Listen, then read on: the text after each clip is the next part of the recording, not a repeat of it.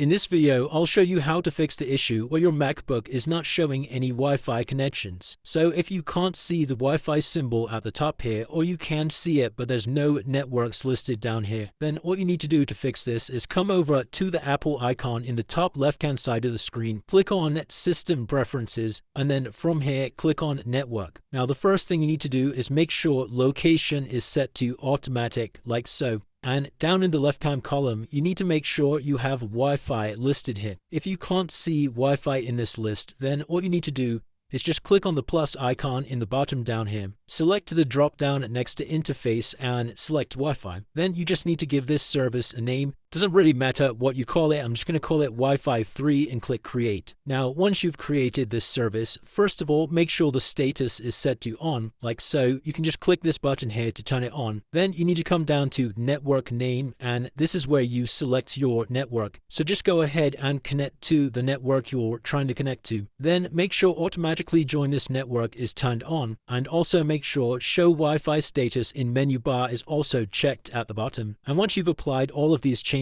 you can press Apply at the bottom, and then you can close out of this window, and that should have fixed any issues where the Wi-Fi wasn't showing on your MacBook. You may need to restart your computer, but it should just work straight away. And it's as simple as that, guys. If you did find this video helpful, then let me know in the comments below, and I'll see you in the next one.